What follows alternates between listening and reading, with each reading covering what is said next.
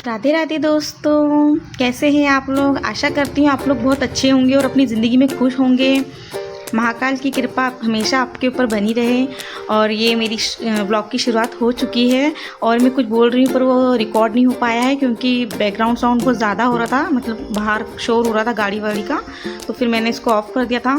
और देखिए आज की सुबह से ही मतलब बादल तो थे पर गर्मी भी बहुत ज़्यादा थी।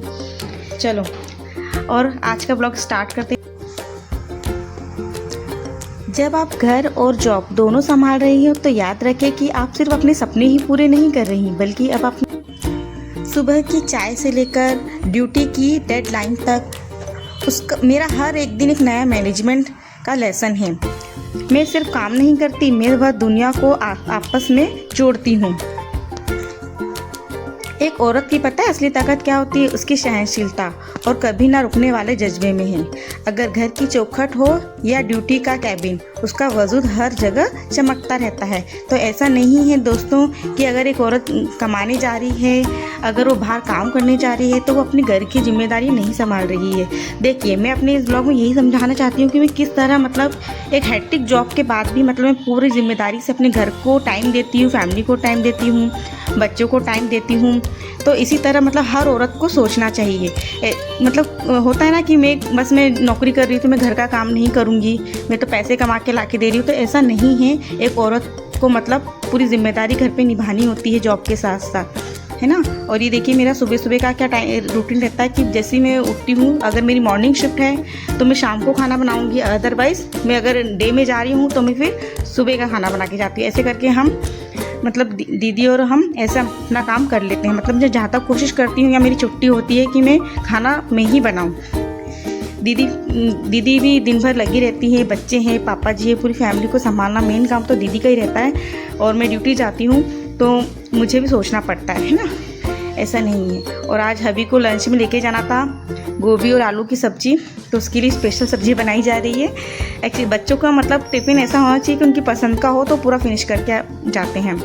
इधर मैंने सब्ज़ी मेरी बन चुकी थी, फिर मैंने फटाफट यहाँ पे रोटियाँ भी बनानी शुरू कर दी थी क्योंकि सुबह सभी नाश्ता करते हैं जिनको काम पे जाना है। जयाजी वगैरह हैं, मन्नू के पापा हैं, ये सब क्या टिफ़िन लेके भी जाएंगे और सुबह सुबह नाश्ता भी करके जाएंगे। तो इसलिए फटाफट मैं इनके लिए रोटियाँ जो भी इनको खाना पराठे फटाफट बना देती हूँ। टाइम तो लगता है मुझे, मुश्किल से 2 घंटे लगते हैं अगर सुबह का खाना बना रही हूँ। अगर शाम का है तो 1 घंटे में भी बन जाता है। मेरी स्पीड थोड़ी अच्छी है, मैं खाना वाना बहुत फटाफट बना लेती हूँ।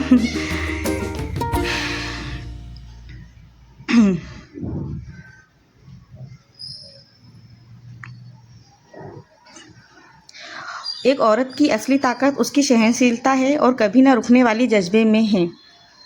ये आप हमेशा याद रखिए, है ना। ये चीज़ मतलब बहुत ज़रूरी है। लोग कहते हैं कि 2 नाव पर पैर रखना मुश्किल है। लोग ऐसा क्यों कहते हैं? जैसे कि एक पाँव घर पे है, एक अपना नौकरी करने जा रही, तो ऐसा नहीं है। लेकिन जो एक कामकाजी महिला है ना, वो हर रोज़ घर करियर दोनों नाव को पूरी गरिमा और संतुलन के साथ किनारे लगाती है। वह थकती ज़रूर है लेकिन हार उसके शब्दों में नहीं होते हैं। ये हमेशा याद रखती है कि अगर औरत जो ठान लेती है ना, वो करके ही रहती है, उसे फिर कोई हरा नहीं सकता। और मैं तो ऐसा कि अगर मैं एक बार ठान लूँ ना तो मुझे कोई रोक नहीं सकता। मुझे करना है, मतलब आगे बढ़ना है, मतलब बढ़ना है। और ये देखिए मेरा काम हो चुका था किचन का पूरा। मैंने फटाफट मनु को ये हबी का टिफ़िन लगा दिया था। और यहाँ मेरी बेटी मनस्वी, आज सुबह से उसका मूड ख़राब है, बस रोए जा रही है। पर क्या करें, ठीक संभाल उनको भी देखना ज़रूरी है। और फिर इधर मैंने दीदी ने फ्रिज में से मलाई निकाल दी थी घी निकालने के लिए। तो देखिए मैं एक तरफ घी चढ़ा दिया है मलाई, और एक तरफ मैंने मलाई से क्या करा, मैंने पहले मक्खन निकाल लिया था, उसके बाद फिर मक्खन उधर मैंने घी निकालने रख दिया। और इस गैस पे मैंने मावा, मतलब मलाई का दूध अगर अच्छा क्वालिटी का हो ना तो उससे बहुत सारी चीज़ें निकाल सकते हैं। हमारे यहाँ 1.5 लीटर दूध आता है, उसमें से मतलब काफ़ी सारी मलाई इकट्ठी हो जाती है, उससे हम लोग मतलब वो भी बना लेते हैं।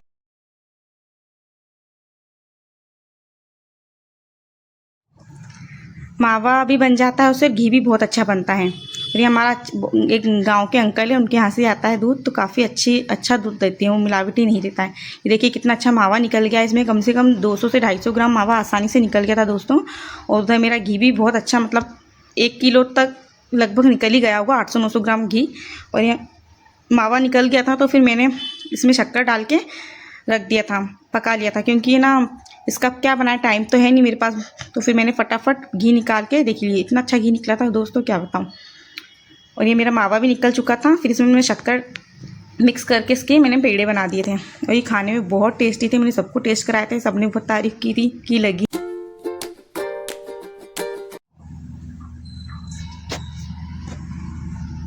ये मनस्वी यहाँ नहा के तैयार कर दिया मैंने इसको।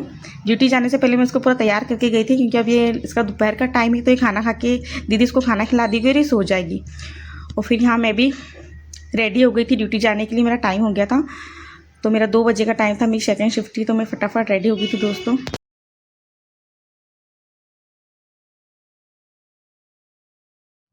यहाँ मैं कुछ बोल रही थी, वो रिकॉर्ड ही नहीं हो पाया।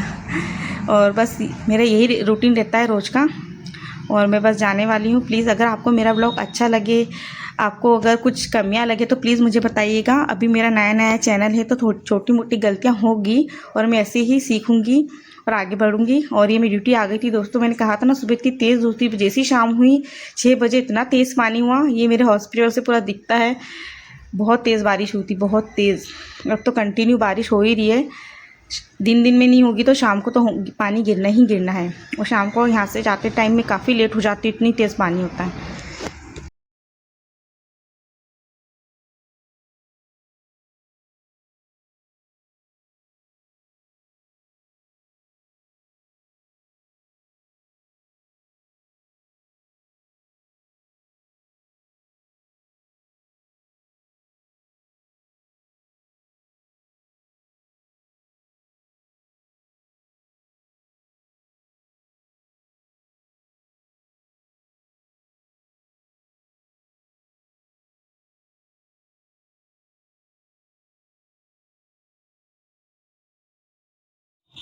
चलो दोस्तों, इसी के साथ आज का ब्लॉग मैं ख़त्म करती हूँ। राधे राधे।